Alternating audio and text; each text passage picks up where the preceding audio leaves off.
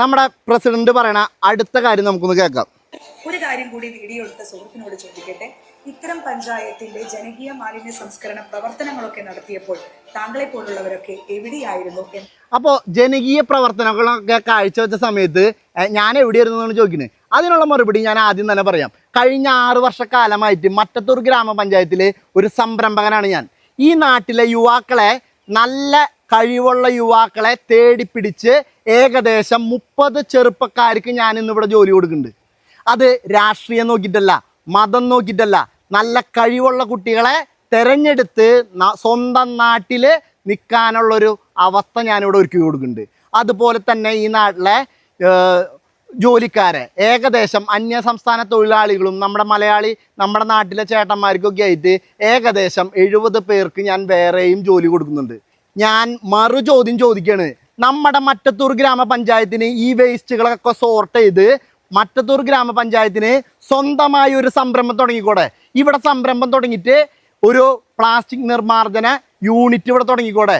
ഇവിടെ എന്തെങ്കിലും കപ്പോ പ്ലാസ്റ്റിക് ഉൽപ്പന്നങ്ങളോ ഉണ്ടാക്കുന്ന ഒരു യൂണിറ്റ് തുടങ്ങാൻ എന്തത്ര ബുദ്ധിമുട്ട്? കഴിവ് വേണം പഞ്ചായത്ത് പ്രസിഡന്റ്. അങ്ങനെ ഒരു യൂണിറ്റ് ഇവിടെ തുടങ്ങുകയാണെങ്കിൽ ഈ നാട്ടിലെ ചെറുപ്പക്കാർക്ക് എത്ര പേർക്ക് ജോലി കിട്ടും? ഇവിടെ നിലവിൽ മറ്റത്തൂർ ഗ്രാമപഞ്ചായത്ത് എത്ര തൊഴിലവസരങ്ങൾ ഈ 5 വർഷക്കാലം ഇവിടെ യുവാക്കൾക്കായിട്ട് കൊടുത്തിട്ടുണ്ട്? നമ്മളെപ്പോലുള്ള സാധാരണക്കാർക്ക് എന്തെങ്കിലും ഒരു ജോലി സാധ്യത മറ്റത്തൂർ ഗ്രാമപഞ്ചായത്തിലുണ്ടോ? ഇവിടെ പാർട്ടിയുടെ കൊടി പിടിക്കാത്ത സാധാരണക്കാരായ നിഷ്പക്ഷമായ യുവാക്കൾക്ക് മറ്റത്തൂർ ഗ്രാമപഞ്ചായത്ത് മുന്നോട്ട് വയ്ക്കുന്ന തൊഴിലവസരങ്ങൾ എവിടെയാണ്? അതാണ് ഞാൻ എന്നെപ്പോലെയും എൻ്റെ കൂടെയുള്ള ചെറുപ്പക്കാരുടെയും ശബ്ദത്തിലാണ് ഞാൻ ഈ പറയുന്നത്. ഇനി അടുത്ത കാര്യം, നമ്മൾ ഒരിക്കലും ഹരിതകർമ്മസേന നമ്മുടെ പെങ്ങന്മാരും ചേച്ചിമാരെയും അമ്മമാർക്കും എതിരല്ല. ഞാൻ കഴിഞ്ഞ ദിവസം ഈ പ്ലാസ്റ്റിക് ഈ പറമ്പിൽ നിന്ന് മാറ്റുന്ന സമയത്ത് ഞാൻ അവിടെ പോയി കണ്ട ദൃശ്യങ്ങൾ ഞാനിവിടെ കാണിക്കുന്നുണ്ട്.